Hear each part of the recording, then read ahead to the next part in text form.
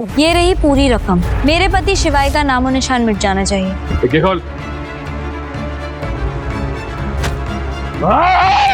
क्या हुआ?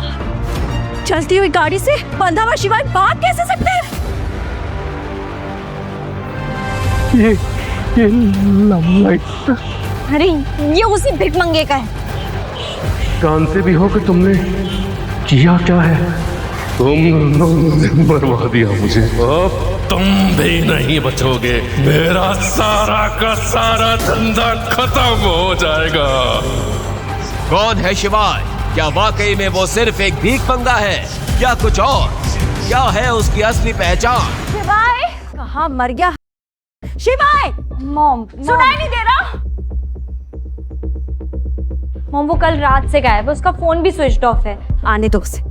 आज उससे घर के सारे बाथरूम घुटनों के बल रेंगते हुए साफ करवाऊंगी, देखना। क्या फोन नहीं लग रहा? मॉम आज मेरी लाइफ की सबसे बड़ी डील है और वो डील पूरी तब होगी जब शिवाय डॉक्यूमेंट्स पर साइन करेगा। अगर उसने साइन नहीं किए तो सब कुछ बर्बाद हो जाएगा, सब खत्म हो जाएगा।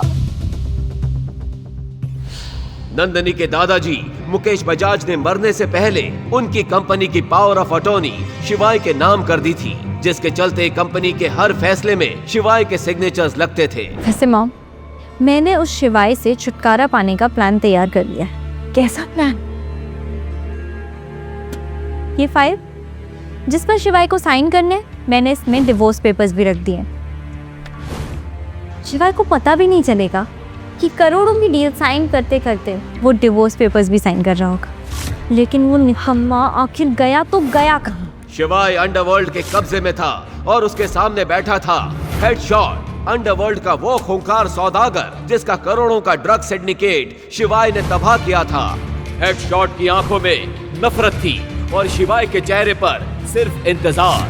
तूने मेरे ठिकानों के बारे में पुलिस को बताकर अच्छा नहीं किया शिवाय। तुझे क्या लगा था कि तू मेरी मुखबरी करके बच जाएगा? बहुत गलत इंसान से पंगा लिया है तूने शिवाय महेश्वरी।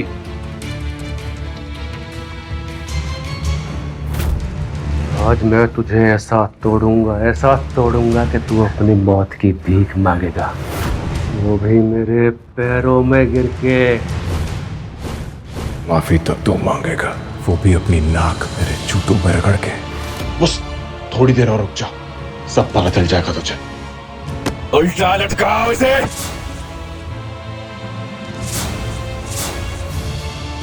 नंगा कर इसे। पता है महाकाल को विनाशक क्यों कहते हैं? जब अधर्म अपनी सीमा पार कर लेता है तब महाकाल का तांडव सब कुछ नष्ट करके एक नई शुरुआत करता है। और अब दुनिया देखेगी शिवाय का तांडव।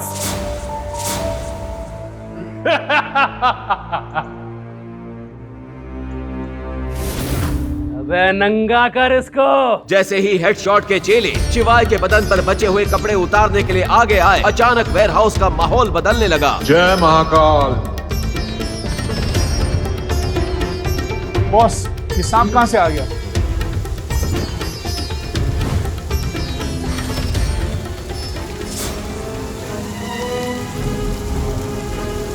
फिर डमरू की आवाज हेलीकॉप्टर की गड़गड़ाहट में बदलने लगी। क्या हो रहा है ये सब? कहा था ना थोड़ी देर रुक जा।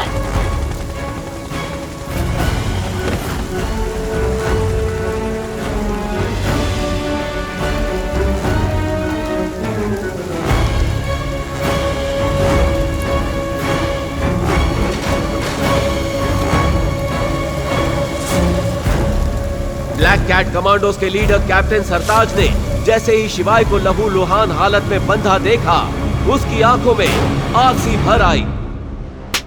तुमने क्या जानता नहीं है तो कौन है?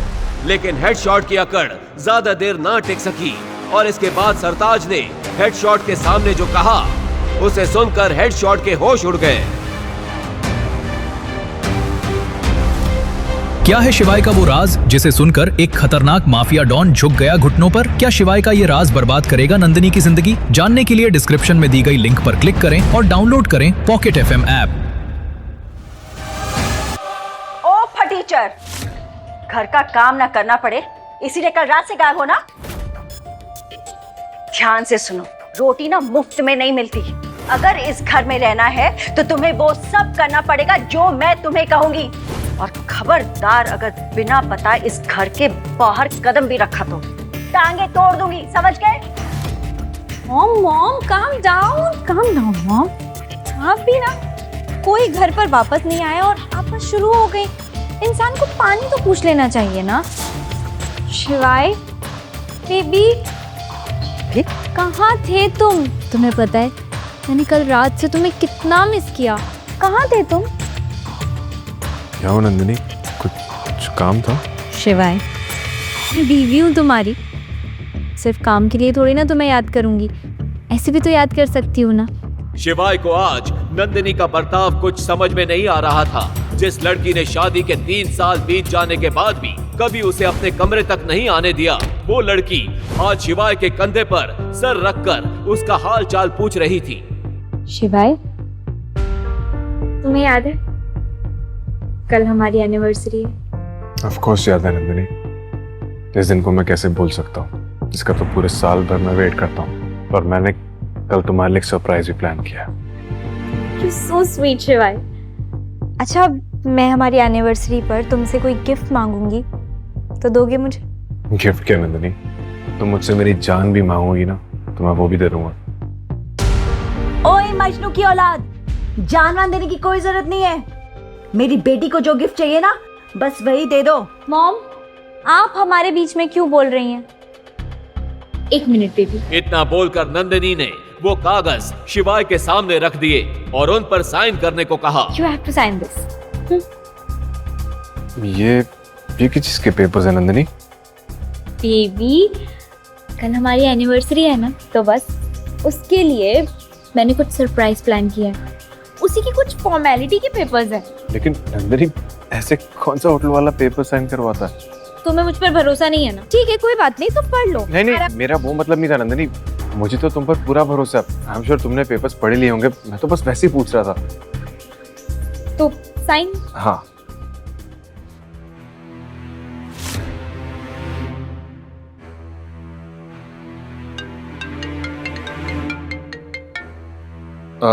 नंदिनी एक इम्पोर्टेंट कॉल है, मैं 2 मिनट में आया। हाँ? शिवाय, हेलो। हाँ, मैं बस 10 मिनट में पहुंच रहा हूँ। ओके। नंदिनी, मुझे बहुत इंपॉर्टेंट मीटिंग पे जाना है। मैं थोड़ी देर में आता हूँ, फिर साइन करता हूँ। शिवाय, लेकिन साइन तो कर दो। कहाँ जा रहे हो? अरे देखा तुमने, देखा बिना साइन किए हुए चला गया। बड़ी मीठी मीठी बातें करी थी उससे। मॉम, बस करिए, चुप हो जाइए प्लीज। वैसे भी मेरी कंपनी डूब रही है, ऊपर से ये भिखारी है कि साइन ही नहीं कर रहा। अगले दिन शिवाय और नंदिनी की तीसरी मैरिज एनिवर्सरी थी। उसकी खुशी में शिवाय सुबह जल्दी उठकर महाकाल के दर्शन करने गया। अरे बुढ़िया, तेरे को ना समझा समझा कर थक गया हूँ मैं। यहाँ पर मेरा राज चलता है, मेरा। और यहाँ पर जितने लोग धंधा करते हैं ना, वो सब के सब मुझे हफ्ता देते हैं। और अगर तुझे भी यहाँ धंधा करना है ना, तो मुझे हफ्ता देना होगा, हफ्ता। लेकिन बेटा, मेरा तो धंधा हुआ ही नहीं, तो मैं कैसे पैसे दूं आपको? अरे मैं तुझे समझा समझा के थक चुका हूँ मैं। दुकान की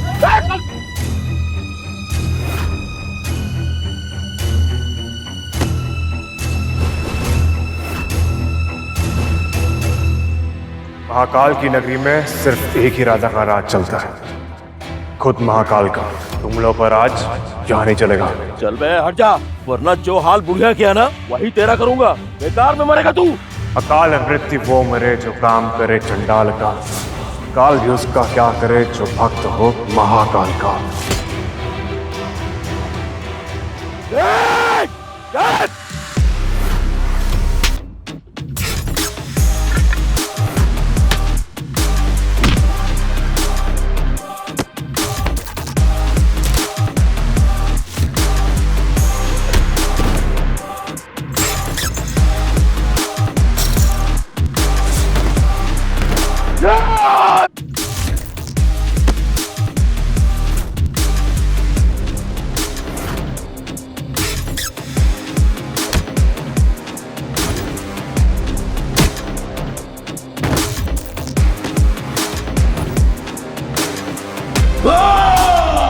आज के बाद अम्मा को परेशान किया ना तो महादेव की कसम। नहीं भाई भाई भाई भाई माफ कर दो। मैं आज से ये काम छोड़ रहा हूँ भाई माफ कर दो भाई। निकल।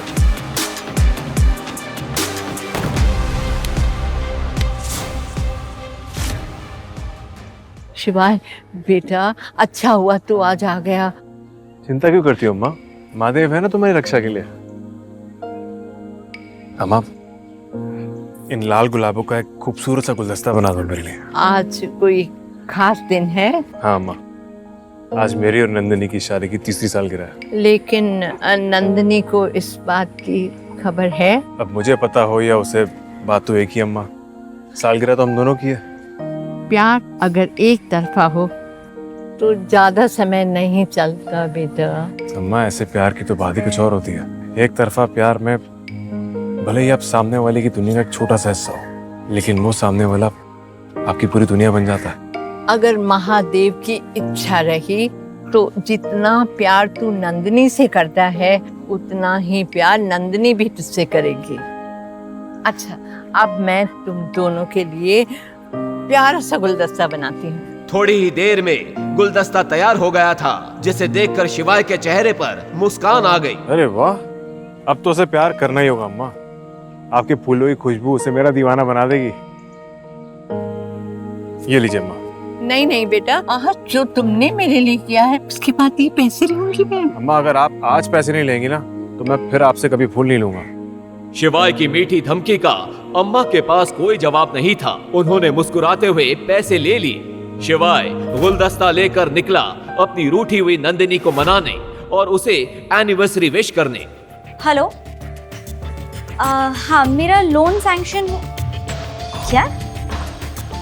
मेरा लोन सैंक्शन नहीं हुआ। आपको पता है मैं कौन बात कर रही हूँ? मुकेश बजाज की पोती। मुझे अर्जेंटली फंड्स की जरूरत है और हेलो, नंदिनी की कंपनी इस समय भारी लॉस में थी। अपनी कंपनी को बचाने के लिए नंदिनी ने अगले दिन रीयूनियन पार्टी में जाकर अपने दोस्त देव से पैसों की मदद मांगने का फैसला कर लिया था। नंदिनी डार्लिंग, अगर तुम चाहो ना तो कुछ ही मिनटों में करोड़ों कमा सकती हो और अपनी डूबती हुई कंपनी को बचा सकती हो। मतलब I mean, मैं कुछ समझी नहीं। कैसे? अगर तुम कुछ वक्त के लिए मेरी हो जाओ तो मैं तुम्हें 2 करोड़ यूं ही दे सकता हूँ। और अगर और पैसे चाहिए तो क्या देव, प्लीज बताओ ना, क्या करना होगा मुझे? तुम मुझे 2 करोड़ से भी ज्यादा दे सकते हो। तुम्हें 2 करोड़ तो क्या 10 करोड़ दे सकता हूँ। 10 crore? What are you saying? Dev please मुझे बताओ तो, करना क्या होगा? सादा कुछ नहीं, बस अपनी आज की रात तुम्हें मेरे नाम करनी होगी। इतना बोलकर जैसे ही देव ने नंदिनी का हाथ पकड़ा, वैसे ही देव की नाक पर एक जबरदस्त मुक्का पड़ा।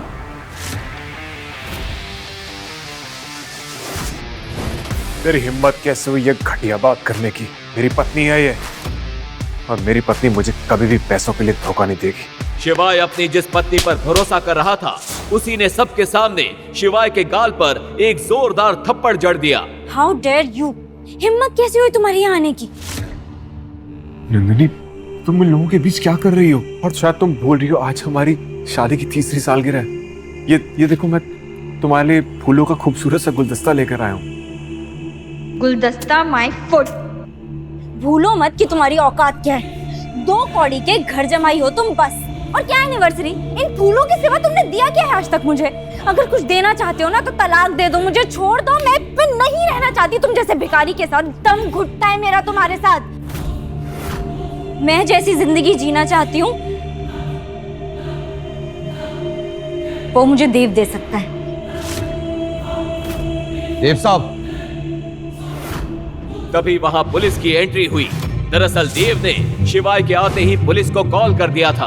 बताइए, कौन परेशान कर रहा है आपको? इंस्पेक्टर के इस सवाल पर देव ने शिवाय की तरफ इशारा कर दिया।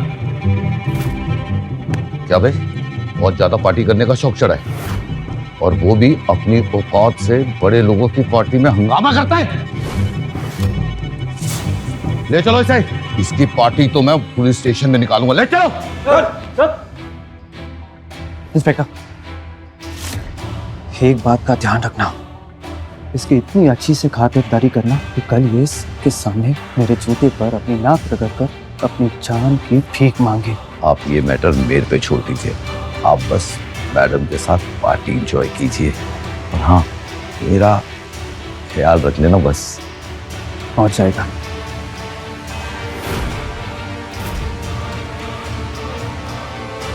शिवाय को थाने में ले जाकर एक कुर्सी पे बिठा दिया, जहां बैठते ही उसने अपने पॉकेट से सिगरेट निकाली और लाइटर निकालकर जैसे ही उसे जलाने वाला था, तभी एक हाथ ने उस लाइटर को नीचे गिरा दिया।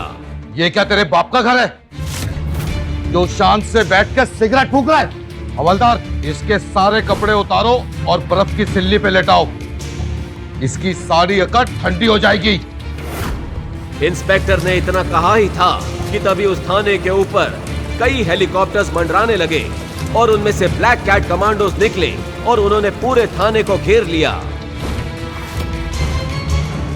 आप लोग कौन है और यहाँ क्या कर रहे हैं? इंस्पेक्टर, आप जानते भी हो आपने किसे गिरफ्तार किया है?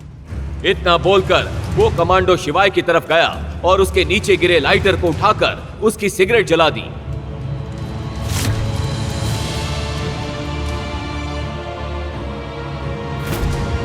जैसे ही इंस्पेक्टर ने शिवाय के उस लाइटर को देखा तो उसके पैरों तले जमीन खिसक गई, उसकी टांगें कांपने लगी और वो अपने घुटनों पर आ गया और शिवाय के सामने हाथ जोड़कर बोला, मेजर महेश्वरी। आखिर क्यों उस लाइटर को देखकर डर गया था इंस्पेक्टर? क्यों वो शिवाय को बोल रहा था मेजर महेश्वरी? क्या है शिवाय और उसके उस लाइटर का राज? क्यों शिवाय को बचाने के लिए अचानक आ गए इतने सारे कमांडो?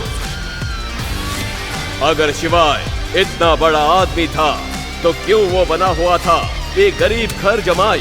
क्या शिवाय की बीवी नंदिनी जान पाएगी उसका ये राज? अब क्या होगा आगे? 3 साल बाद सभी कमांडोज आज पहली बार शिवाय को देख रहे थे। सभी कमांडोज ने गर्व से शिवाय को सल्यूट किया। ये देखकर शिवाय भी जैसे तैसे अपनी जगह पर खड़ा हुआ और उन्हें सल्यूट किया। तभी कैप्टन सरताज सामने आकर बोले, सर, हमने आपको कहां नहीं ढूंढा और आप यहां हैं। हमें कल पता चला कि आप इस हाल में हैं, इसलिए मैं सारी बटालियन को लेकर आपको लेने आया हूं। Sorry sir, I am late. नहीं कैप्टन, तुम बिल्कुल सही वक्त पर आए हो। चलो अब यहां से निकलते हैं। मुझे बजाज मैंशन ड्रॉप कर दो जल्दी। इतना सब होने के बाद भी शिवाय नंदिनी के बारे में ही सोच रहा था। उसकी आंखों में कल रात की लगाई नंदिनी की आग दहक रही थी। शिवाय को वो आग बुझानी थी जो नंदिनी से मिलने के बाद ही बुझ सकती थी। शिवाय ने सबको वहां से वापस जाने का ऑर्डर दिया। Platoon, fall back. Yes sir. इस आवाज की गूंज से Azad Nagar police station hill गया और वहां के सारे अधिकारी और हवलदार शिवाय को सलाम मारे बिना रह नहीं पाए। शिवाय पुलिस स्टेशन से निकला और जल्दी से गाड़ी में बैठ गया। सारे कमांडोज भी उसके पीछे भागकर गाड़ी में बैठ गए। शिवाय का ऑर्डर सुनते ही सभी गाड़ी एक के पीछे एक बजाज मैंशन चल पड़ी। तभी शिवाय के बगल में बैठे कैप्टन सरताज ने पूछा, मेजर, आप पूरी रात जेल में क्यों रहे? आपने हमें फोन क्यों नहीं किया? अपनी कद्र करना कैसे सीखता सरताज? अगर एक रात वहां नहीं बिताता तो अब सब ठीक हो जाएगा। मेरे लिए ये रात सबसे यादगार रहेगी। ये कहते हुए भी शिवाय का दिल जोर जोर से धड़क रहा था, मानो अभी बाहर आ जाएगा। उसे नंदिनी से कोई उम्मीद नहीं थी, पर फिर भी उसके कड़वे शब्द सोचते ही उसके बदन में सिरहन दौड़ रही थी। मेजर, मुझे आपको कुछ बताना है। आपको याद होगा हमने 5 साल पहले JNK में गैर कानूनी मामलों को लेकर कुछ शर्तों पर समझौता किया था, लेकिन अब हम उसे पूरा नहीं कर पा रहे हैं। इसलिए वहां के गैर कानूनी संगठन ने समझौता तोड़ दिया है और हम पर कभी भी हमला कर सकते हैं। हमें आपकी जरूरत है मेजर, आपको वापस आना होगा। मैं वो दुनिया 3 साल पहले छोड़ चुका हूं। Now I am a common man. वो पूरा का पूरा काफिला महालक्ष्मी नगर की तरफ दौड़ पड़ा। जमीन पर 10 ब्लैक SUV और ऊपर 2 हेलीकॉप्टर ऐसे लग रहे थे मानो कोई किंग का काफिला आज बजाज मैंशन की तरफ निकल पड़ा हो। उधर नंदिनी घर से निकलकर पुलिस स्टेशन के लिए यश के साथ निकल ही रही थी कि उसके घर के सामने वो सारी SUV कार आके रुकी। आगे खड़ी कार का दरवाजा खुला और गाड़ी से शिवाय को उतरते देख नंदिनी और यश हैरान हो गए। शिवाय को वहां ड्रॉप करके वो काफिला अपनी मंजिल की ओर बढ़ गया। इस वक्त शिवाय की आंखों में अंगारे जल रही थी। वो तेज रफ्तार से नंदिनी के पास आया और उसने उससे पूछा, नंदिनी, क्या सच में तुम्हें वो 12 साल पहले वाला सेंट्रल स्ट्रीट का हादसा याद नहीं है? नंदिनी शिवाय को एकटक देखे जा रही थी। वो कुछ बोल पाती इससे पहले ही शिवाय ने फिर से कहा, वो किडनैपिंग, वो बर्थडे, कुछ भी याद नहीं है तुम्हें? तुम पागल हो गए हो क्या? बाहर कैसे आए तुम? किसने तुम्हारी बेल करवाई? हाँ, नंदिनी शिवाय को ऐसे देखकर शॉक थी। क्या, क्यों, कैसे? मुझे इस बारे में तुमसे कोई बात नहीं करनी है। मुझे जिंदगी से बहुत बड़ा सबक मिला है। कल अगर तुम मेरे साथ मिसबिहेव नहीं करती तो मैं कभी अपनी कद्र करना सीख ही नहीं पाता, खुद के बारे में कभी सोच ही नहीं पाता। क्या बकवास कर रहे हो? तुम्हारे साथ जो भी हुआ उसमें तुम्हारी गलती थी। मैं तो तुम्हें जेल से छुड़वाकर तुम पर एहसान करना चाहती थी, पर नंदिनी आगे कुछ बोल पाती इससे पहले ही शिवाय ने उसकी बात काटते हुए कहा, मुझे तलाक चाहिए तुमसे नंदिनी। तुम वो नहीं हो जिससे मैंने प्यार किया था। डिवोर्स की बात सुनते ही सब शॉक्ड रह गए। शिवाय नंदिनी से तलाक चाहता था। नंदिनी का ईगो बुरी तरह हर्ट हो गया। उसने गुस्से से कहा, तुम मुझे तलाक दोगे शिवाय? मैं तुम्हारी औकात से बहुत ऊपर हूं। शिवाय के चेहरे पर आत्मविश्वास था, लेकिन नंदिनी को एक बात समझ नहीं आई। लेकिन तुम तो जेल में थे, फिर तुम्हारी बेल किसने करवाई? भले लोग थे वो जो इसे यहां घर तक छोड़ कर गए। पड़ा होगा उनके पैर ये, तब जाकर बेल मिली होगी। मजाक बनाते हुए यश ने कहा, माफ कीजिएगा, हाल फिलहाल में मैंने यही सीखा है। अब इज्जत बेचना मुझे नहीं आता। शिवाय ने यह बात नंदिनी की आंखों में आंखें डालकर कही। क्या शिवाय अपनी सेल्फ रिस्पेक्ट के लिए अब दुनिया से लड़ जाएगा?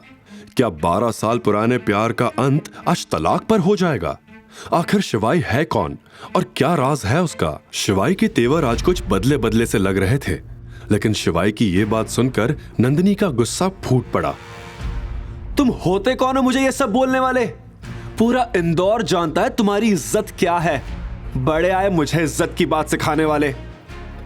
नंदिनी की यह बात सुनकर शिवाय अभी चुप बैठने वाला नहीं था। हां, मैंने अपनी इज्जत खोई है, तुम्हारे सामने, इस परिवार के सामने, यहां तक कि इस पूरे शहर के सामने। लेकिन तुम्हें कभी मेरा प्यार दिखा ही नहीं, मेरे छोटे छोटे एफर्ट्स दिखे ही नहीं। तुम्हें क्या लगता है मुझे मजा आता है लोगों की गालियां सुनने में? तुम्हें सिर्फ वो दिखा जो दुनिया ने और तुम्हारी मां ने तुम्हें दिखाया। मेरा प्यार तुम कभी समझ ही नहीं पाई, महाकाल की कसम। लेकिन अब मैं खुद की नजरों में और जलील नहीं होना चाहता। ये कहते कहते शिवाय की आंखें भीग चुकी थी। शिवाय पिछले एक दिन में इतना कुछ झेल चुका था कि उसकी अंतरात्मा का दर्द उसके शरीर के दर्द से ज्यादा था। पर वो जलील लोग उसकी इस हालत के बारे में कुछ भी नहीं सोच रहे थे। उल्टा नंदिनी ने उसे जवाब दिया, मुझे तुम्हारा प्यार कभी चाहिए ही नहीं था। पहले दिन से मुझे तुमसे नफरत थी। पता नहीं क्या दिखा दादाजी को तुम्हारे अंदर। और क्या कहा तुमने? छोटे छोटे एफर्ट्स। लास्ट गिफ्ट तुमने मुझे एक नकली पर्ल का हार दिया था। नकली, सुन रहे हो ना? मुझे तुमसे छुटकारा चाहिए बस। जरूर मिलेगा छुटकारा। अब तो तुम्हें वो इंसान भी मिल गया है जो तुम्हें वो सब दे पाएगा जो मैंने नहीं दिया। शिवाय ने यश की तरफ इशारा करते हुए नंदिनी से कहा, तुझसे ज्यादा खुश रखूंगा। और वैसे भी मेरे स्टैंडर्ड्स हाई है। तुझ जैसे लोगों को मैं मुंह भी नहीं लगाता। और अगले हफ्ते नंदिनी का बर्थडे भी है। देखना, मैं सबसे शानदार बर्थडे पार्टी ऑर्गेनाइज करूंगा नंदिनी के लिए। तभी तीखी नोकझोंक के बीच रेखा भी वहां आ गई और नंदिनी का हाथ पकड़कर उसे अंदर ले गई। भिखारियों के मुंह नहीं लगते। अब शिवाय और यश आमने सामने खड़े थे। यश खुद को अकेला पाकर हड़बड़ा गया और कुछ सोचते हुए उसने चिल्लाकर नंदिनी से कहा, ओके नंदिनी, मैं कल सुबह आता हूं। फिर जाते जाते उसने शिवाय को भी एक लुक दे ही दिया। अच्छी किस्मत वालों को ही अच्छी लड़की मिलती है। कल डिवोर्स देने के लिए तैयार है ना? कहीं अपनी बात से मुकर मत जाना। कहकर उसने अपना कॉलर ठीक किया और शिवाय के सामने से चला गया। शिवाय ने यश की बात को एक कान से सुन के दूसरे कान से निकाल दिया वो वहीं खड़ा सोचता रहा, क्या सच में पैसों में इतनी ताकत होती है कि वो किसी भी इंसान को बदल सके? क्या आज के समय में किसी को प्यार की कदर ही नहीं रही? लेकिन शिवाय हार मानने वालों में से नहीं था। वो इन सवालों का जवाब ढूंढ कर ही रहेगा। आखिर शिवाय था तो एक खिलाड़ी ही, ना हारने वाला जाबाज खिलाड़ी।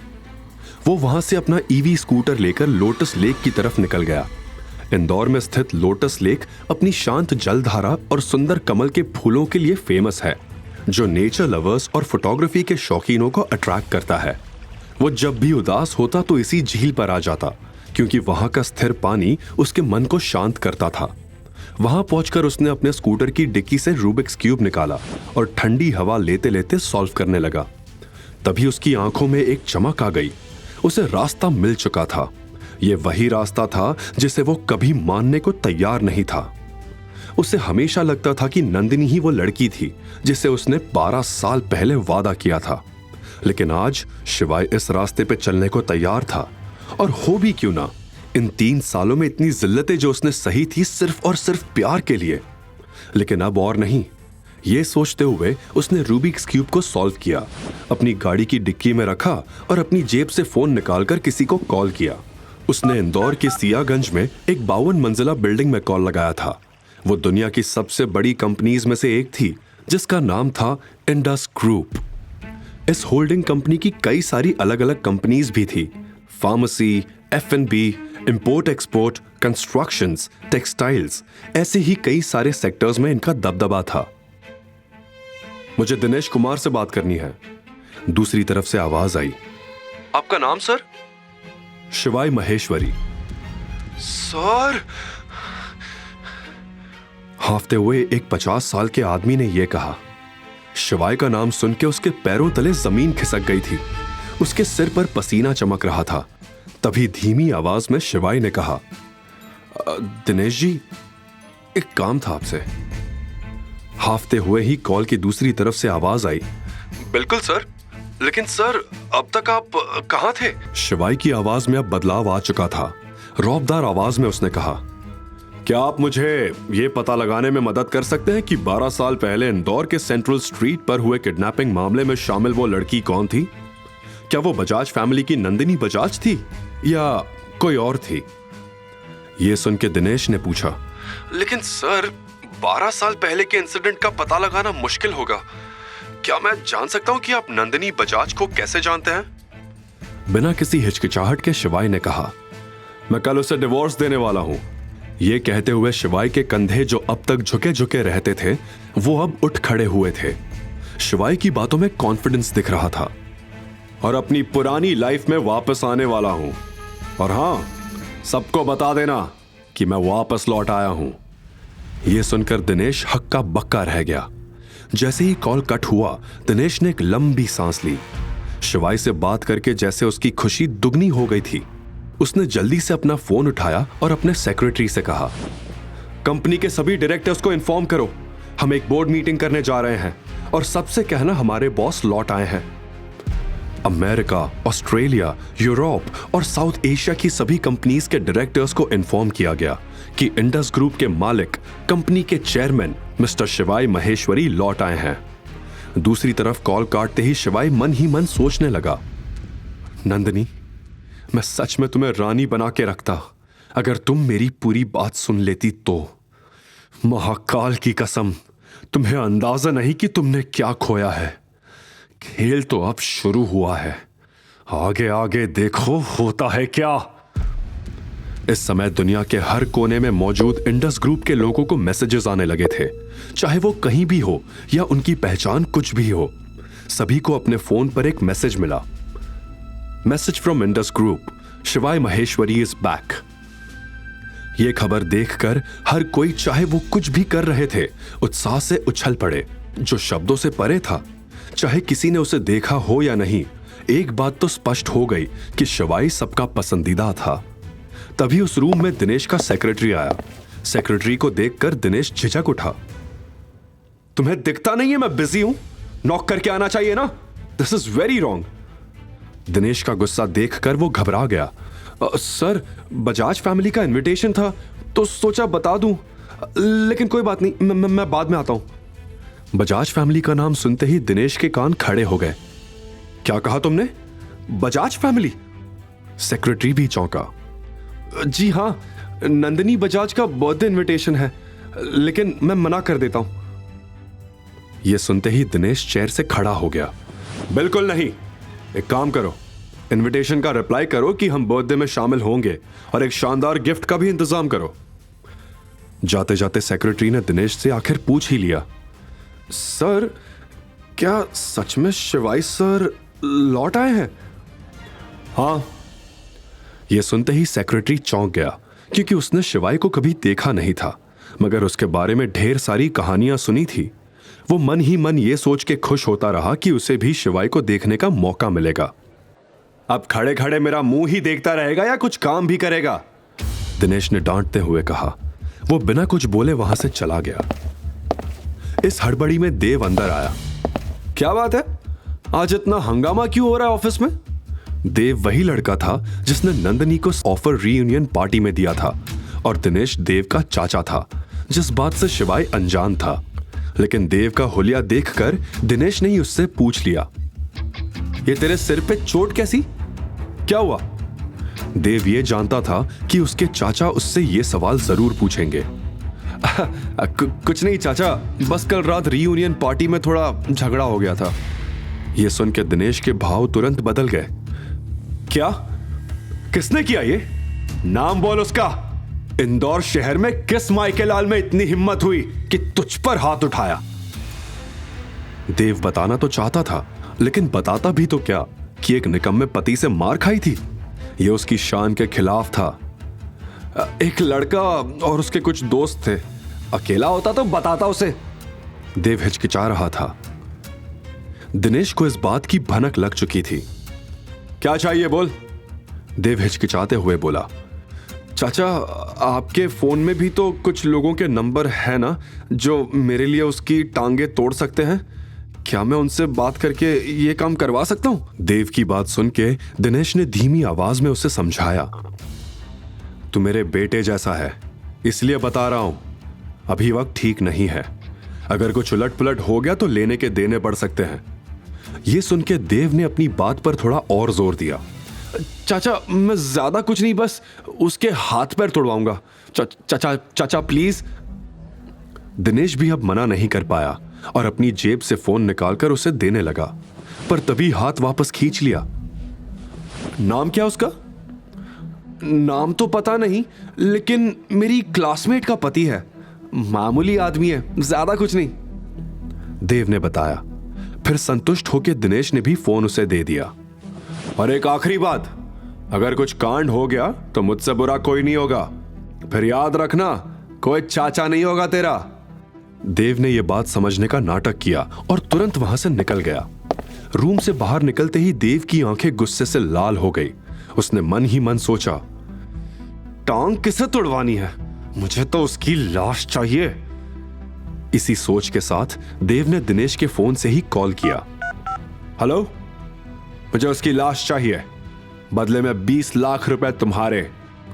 देव ने फोन कट किया और दिनेश को वापस दे दिया और खुशी के मारे वहां से निकल गया। हाँ, पुलिस से तो बच गया, अब हेडशॉट से बच के दिखा। उसको क्या मालूम था वो किससे भिड़ रहा था। अपने कर्मों से अनजान देव मुस्कुराता हुआ वहां से निकल गया। वहीं दूर ग्वालियर के राजमहल में लकड़ी के पुराने दरवाजे अचानक जोर जोर से खड़खड़ाने लगे थे और वहां के सूने गलियारे में किसी के आने की आहट महसूस होने लगी थी। आज पूर्णिमा की रात थी। आसमान में निकला पूरा चांद राजमहल पर अपनी चांदनी बिखेर रहा था। दरारों से हवा सीटियां बजाती हुई गुजर रही थी और दूर कहीं से भेड़ियों के रोने की खौफनाक आवाजें आ रही थी। वहां के 2 केयरटेकर भोला और किशन हाथों में लालटेन पकड़े कांपते हुए खड़े थे। उस खौफनाक माहौल को महसूस करते हुए भोला हकलाकर बोला, आज फिर वही रात आई है। आसमान में पूरा चांद निकला है।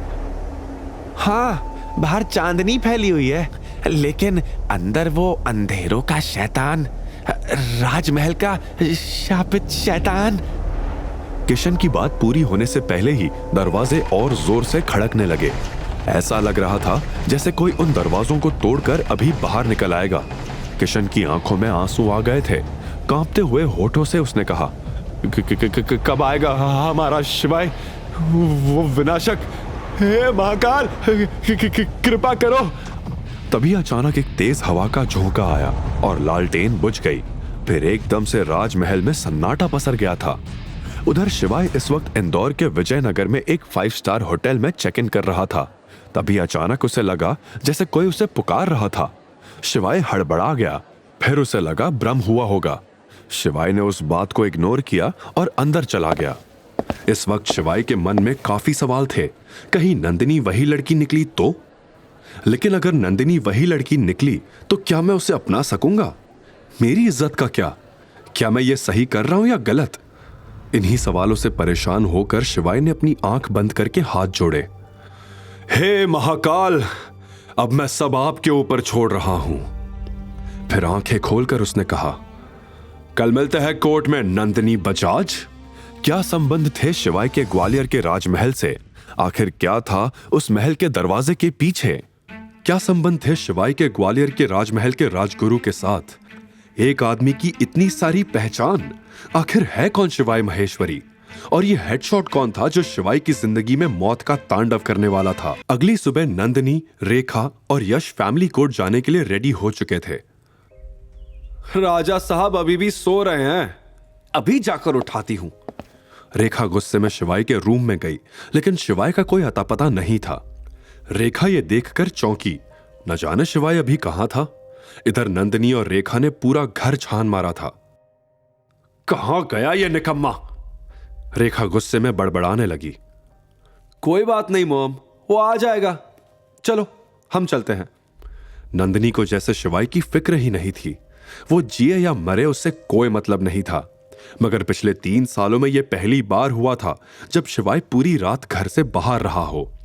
यह बात रेखा को खटकी। बजाज फैमिली के टुकड़ों पर पलने वाला वो ऐसे गायब कैसे हो सकता है? तलाक का प्रॉमिस करके कहीं भाग तो नहीं गया ये आदमी? अच्छा हुआ ना मॉम, निकम्मा तो था ही, अब भगौड़ा भी बन गया। जान छूटी। अब आप कोर्ट चलो वरना देर हो जाएगी। नंदिनी ये बोलते हुए यश की गाड़ी की फ्रंट सीट पर जाकर बैठ गई और तीनों कोर्ट चले गए। उधर सरस्वती नदी के घाट पर शिवाय ने प्रातः स्नान करके महाकाल के मंदिर में पूजा अर्चना की। उस जगह का माहौल अद्भुत था। ढोल और नगाड़े की आवाज से वातावरण में एक अलग ही ऊर्जा थी। वहीं भक्तों के बीच शिवाय हाथ में आरती का थाल लिए मंत्रों का जाप करके महाकाल की पूजा कर रहा था और उसने अपने नए जीवन की शुरुआत के लिए प्रार्थना की। महाकाल, ताकत दो मुझे सबसे लड़ने की। फिर पूजा खत्म करके उसने साष्टांग नमन किया। फिर वहीं अपने रोज के कपड़े पहने और अपनी स्कूटर लिए वहां से निकल गया। आज उसके चेहरे पर तेज था। शायद अब वो दुनिया को कुछ साबित करने वाला था।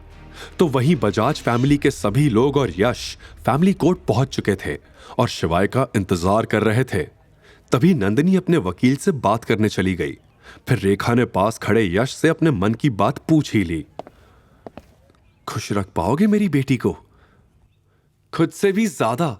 वैसे भी मेरी कंपनी एक बहुत बड़ी बिजनेस डील इंडस ग्रुप के साथ करने जा रही है।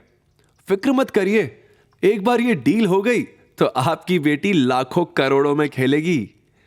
यश ने कॉलर चढ़ाते हुए कहा। यश की यह बात सुनकर रेखा की आंखें चमक उठी। बेटा, मन तो मेरा भी खेलकूद करने का बहुत करता है, लेकिन इस ढलती उम्र में मैं करोड़ों का बोझ नहीं उठा पाऊंगी। मैं लाखों से ही अपने मन को समझा लूंगी। क्यों नहीं? इधर आपकी बेटी मेरी हुई और उधर सब कुछ आपका हुआ। इतना सुनकर रेखा को तसल्ली हुई। अब उसे अपने फ्यूचर की चिंता करने की जरूरत नहीं। दूसरी ओर शिवाय अपने वादे के मुताबिक कोर्ट पहुंचा और सीधा नंदिनी के पास गया। लेकिन इस वक्त उसके मन में एक ही उलझन थी। मैंने जिसे मौत के मुंह से खींचकर निकाला था वो नंदिनी ही थी या फिर कोई और? शिवाय ने गंभीर लहजे में नंदिनी की आंखों में सीधा देखते हुए कहा। आज आखिरी बार पूछ रहा हूं नंदिनी, 12 साल पहले उस रात जो कुछ भी हुआ था उसके बारे में क्या तुम्हें कुछ भी याद नहीं? अब नंदिनी का गुस्सा 7वें आसमान पर पहुंच चुका था। उसने चिल्लाते हुए कहा, 12 साल ये सुनते सुनते मेरे कान पक गए। अब अपनी वही पुरानी बकवास से मुझे इरिटेट करना बंद करो और अंदर चलकर चुपचाप डिवोर्स पेपर्स पर साइन करो। नंदिनी ने शिवाय को ऑर्डर दिया। अंदर पहुंचकर नंदिनी ने पेपर्स पर इतनी जल्दी साइन किए मानो उसे इसी दिन का बरसों से इंतजार रहा हो। नंदिनी, इस फटीचर से डिवोर्स लेकर तुमने बहुत अच्छा किया, यश ने कहा। चलो अब इस मनहूस से पीछा छूटा, रेखा ने मुंह बनाते हुए कहा। बजाज फैमिली के टुकड़ों पर पलने वाले, अब तेरा क्या होगा, यश ने हंसते हुए कहा। लेकिन शिवाय उसकी बात से चिढ़ा नहीं, बल्कि उसके चेहरे पर एक शांत मुस्कान थी। शिवाय ने पेपर्स पे जैसे ही साइन किए वैसे ही बजाज फैमिली और यश वहां से चले गए। वो अब शिवाय को एक पल भी नहीं देखना चाहते थे। शिवाय कोर्ट के बाहर निकला। वो सीढ़ियों से उतर ही रहा था कि तभी कोर्ट के बाहर 20 सुपर लग्जरी कार्स आकर खड़ी हो गई। एक साथ सभी कार्स के दरवाजे खुले और देखते ही देखते बॉडीगार्ड्स की पूरी फौज वहां जमा हो गई। इस बीच एक ब्लैक कार का दरवाजा खुला, जिसमें से 70 साल के एक बुजुर्ग सिर में शाही पगड़ी बांधे बाहर निकले। शिवाय को सामने देख वो खुशी से फूले नहीं समाये और दौड़कर शिवाय को गले से लगा लिया। राजमहल तुम्हारा इंतजार कर रहा है। एक राजा के बिना महल अधूरा है। मेरे बूढ़े कंधे अब जिम्मेदारियों का बोझ नहीं उठा पाएंगे। शिवाय राजगुरु को देख खुश हुआ। शिवाय ने उनके पैर छुए। राजगुरु ने शिवाय को कार में बैठाया और महल की ओर निकल पड़े। काफिले के आगे बढ़ते ही एक कार जो पहले से ही कोर्ट में मौजूद थी, काफिले का पीछा करने लगी। शिवाय मन में एक पहेली लिए अपनी पुरानी दुनिया में वापस लौट रहा था। उसका काफिला इंदौर शहर को पीछे छोड़कर आगे बढ़ चुका था। तभी फोन बजा। कॉल इंडस ग्रुप के दिनेश सिंह का था। जैसे जैसे फोन पर बात आगे बढ़ती गई, वैसे वैसे शिवाय के चेहरे के भाव भी बदलने लगे। मुझे इंडस टावर ले चलो, जल्दी, फोन काट के शिवाय ने ड्राइवर से कहा। यह सुन के राजगुरु भी परेशान हुए। क्या हुआ? तुम तो हमारे साथ ग्वालियर चल रहे थे। मेरा वहां जाना बहुत जरूरी है, आप जाओ, यह काम खत्म करके मैं आ जाऊंगा। राजगुरु यह सुनकर खुश नहीं थे, लेकिन अब शिवाय ने बोल दिया तो बोल दिया। फिर काफिला इंडस ग्रुप की बिल्डिंग के सामने रुका। शिवाय भागा भागा अंदर गया। वहीं पिछली शाम शहर के बीचों बीच एक सीक्रेट क्लब के बेसमेंट में, जहां सभी तरह के इलीगल काम होते थे, एक शानदार मीटिंग रखी गई थी, जिसमें अरबपति, करोड़पति, हत्यारे, शार्प शूटर्स और अंडरवर्ल्ड में नए भर्ती हुए लोग कमरे में भरे हुए थे। आज से चाहे वो ईस्ट सिटी का पार्ट हो या वेस्ट स्ट्रीट का या सर्राफा मार्केट हो, सभी को एक नाम याद रखना होगा, और वो है मेजर शिवा। अब जब मेजर वापस आ रहे हैं तो हमें सभी मतभेदों को त्याग कर उनका स्वागत करना होगा। हमें भूलना नहीं चाहिए कि उन्होंने हमारे लिए क्या किया था। यह ऐलान एक अधेड़ उम्र के इंसान ने किया, जो उन सभी का सुप्रीम था। एक बड़े रूम के बीचों बीच बड़ी सी कॉन्फ्रेंस टेबल रखी हुई थी। वहीं कमरे के आखिर में एक बार था, जिस पर सफेद मूंछों में एक आदमी बैठा था। सभी नए किलर्स कॉन्फ्रेंस टेबल को घेरे हुए थे और इन सभी लोगों के शरीर पर टैटू और घावों के निशान थे। मीटिंग जोरों शोरों पर थी। टेबल को बजा के सभी ने इस बात का समर्थन किया। पीछे खड़े 2 नए किलर्स, डागा और तेजा, थोड़े कंफ्यूज थे। ये कौन है जिसके बारे में बातें हो रही है? तू जानता है क्या? डागा ने पूछा। तो तेजा ने कहा, ना, बिल्कुल नहीं। दोनों ये समझ नहीं पा रहे थे कि ये मेजर कौन था। वो देख, बार पर हेडशॉट बैठा है, उससे पूछते। क्योंकि हेडशॉट इस बिजनेस में पुराना सूरमा था, इसीलिए उन्होंने हेडशॉट को पूछना सही समझा। हेडशॉट अपनी सफेद मूंछों को हमेशा ताव देता रहता था। उसके चेहरे पर एक बड़ा सा कट था और उसकी बड़ी बड़ी आंखें थी। बस एक ही कमी थी, उसका कद छोटा था, मगर बातें बड़ी बड़ी करता था। और हो भी क्यों ना, जैसलमेर की मिट्टी पर जो जन्मा था, लेकिन दिल से था इंदौरी। जब डागा और तेजा उसके पास आए तो वो उन्हें घूरने लगा। हेडशॉट, तुम हमसे ज्यादा समय से यहां हो, क्या तुम जानते हो कि ये मेजर कौन है? तेजा ने उत्सुकता से पूछा। हेडशॉट ने इधर उधर देखा, हंसा और धीरे से बोला, मां कसम मैंने सपने में भी नहीं सोचा था, पर इधर के हालात वाकई बदतर हैं। तुम लोग मेजर शिवा को नहीं जानते और मेरे सामने खड़े होने की हिम्मत कर रहे हो। ना ना ना ना ना, मां कसम मैं बता रहा हूं, अगर ये मीटिंग नहीं चल रही होती तो तुम दोनों को जिंदा गाड़ देता। अब ये बताओ, क्या तुम लोग जानते हो कि 5 साल पहले क्या हुआ था? ये सुनकर डागा और तेजा दंग रह गए। यही तो हम जानना चाहते हैं। हेडशॉट ने उन दोनों की ओर देखा। मुझे याद है 5 साल पहले अंडरवर्ल्ड में एक सन की घोस्ट घुसा था। वो दिल का बहुत बुरा आदमी था। वो किसी को भी मार देता था, काट देता था और तो और जला भी देता था। मुझे याद है उसका एक ही सपना था, पूरे इंडिया के अंडरवर्ल्ड पे राज करना। लेकिन वो कहता है ना, हर कहानी में विलन को मारने के लिए हीरो का आना तो जरूरी ही होता है। और अपनी कहानी का हीरो है मेजर शिवा। ये सुनकर डागा और तेजा शॉक्ड हो गए थे। जब मेजर आए तो उन्होंने उस घोस्ट की हालत पतली कर दी। रातों रात उन्होंने उसकी बनाई अंडरवर्ल्ड की दुनिया को तबाह किया था। मुझे आज भी याद है उनके गले की वो रुद्राक्ष माला। जैसे जैसे हेडशॉट कहानी बताया जा रहा था, वैसे वैसे उसकी आंखें बड़ी होती जा रही थी। फिर क्या हुआ? तेजा ने उत्सुकता से पूछा। हेडशॉट ने बोलना जारी रखा।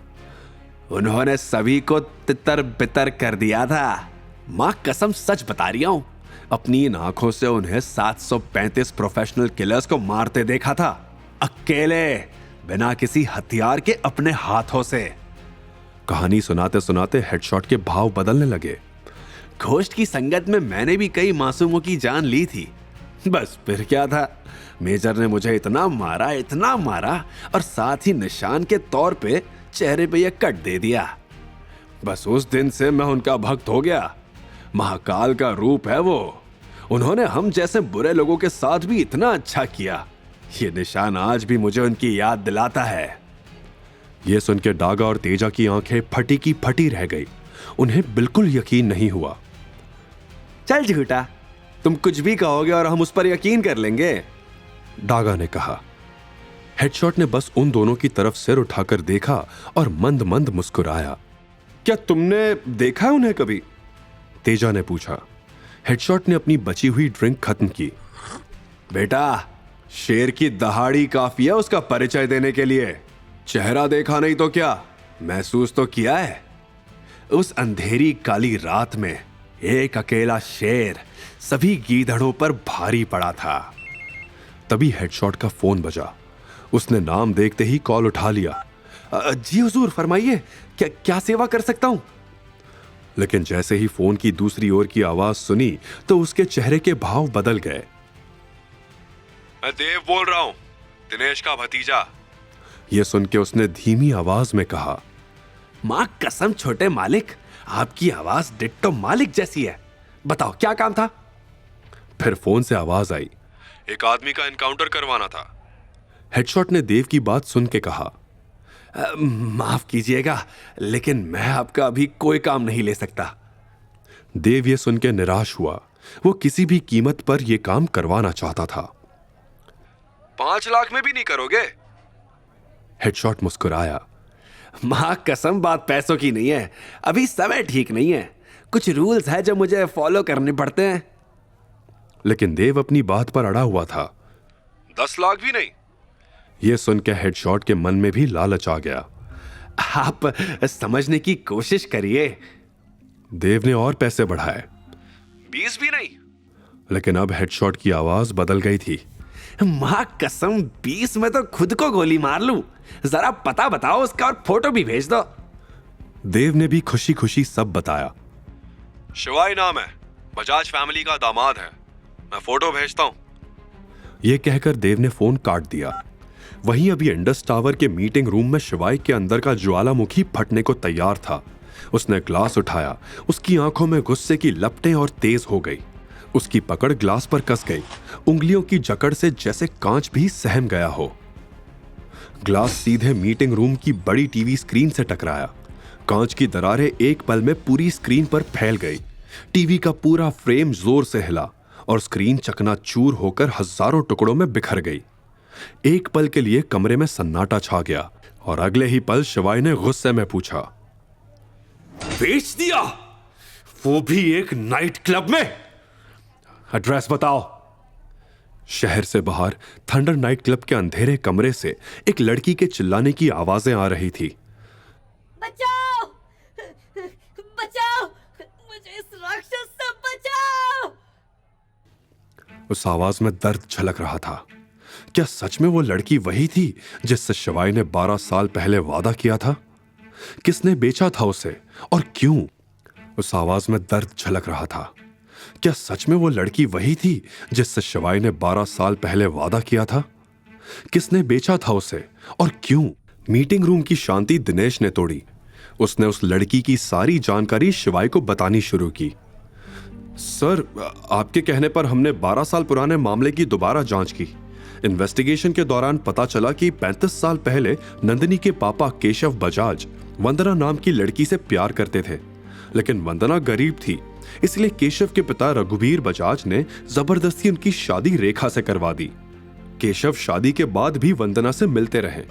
रेखा और वंदना एक ही वक्त पर प्रेग्नेंट थी और कोइंसिडेंटली दोनों ने एक ही दिन 28 दिसंबर को बेटियों को जन्म दिया। आज तक ये बात उस फैमिली ने सीक्रेट रखी है। ये देखिए, दोनों लड़कियों के बर्थ सर्टिफिकेट्स और ये उस दूसरी बेटी की फोटो। दिनेश एक एक करके सारे सबूत शिवाय को दिखा रहा था कि तभी शिवाय ने चौंक कर वो फोटो उठा ली। अंधा विश्वास और अंधा प्यार कितना खतरनाक होता है, आज ये बात शिवाय समझ चुका था। नंदिनी के दादाजी पर किए गए अंधे विश्वास ने ही शिवाय से उसका सब कुछ छीन लिया था। शिवाय के दिमाग में इस वक्त हजारों सवाल एक साथ चल रहे थे। नंदिनी के दादाजी ने कितनी सफाई से शिवाय को कन्विंस कर लिया था कि 12 साल पहले वो जिससे मिला था वो नंदिनी ही थी।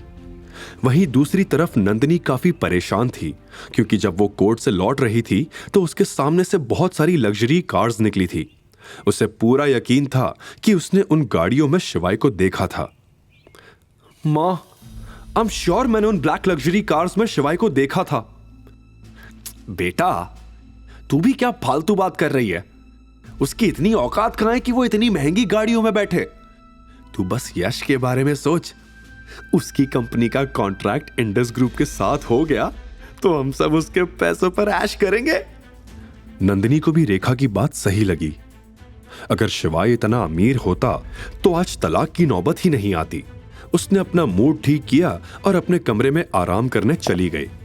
वैसे तो नंदिनी की शादी यश से होने वाली थी, लेकिन अगर उसे कोई और अच्छा ऑप्शन मिल गया तो वो शायद यश को भी छोड़ देगी, क्योंकि नंदिनी को बस पैसों से मतलब था। शिवाय ने फोटो देखते ही चौंक कर उसे कसकर पकड़ लिया, मानो बरसों से भटकती उसकी रूह को अचानक ठिकाना मिल गया हो। उसकी आंखें तस्वीर पर जमी थी, दिल बेकाबू धड़क रहा था। ये वही लड़की थी जिसे उसने कभी अपना सब कुछ मान लिया था। उसकी आवाज में हल्की कपकपी थी जब उसने ये पूछा, यही लड़की उस दिन मेरे साथ थी? इसका नाम क्या है?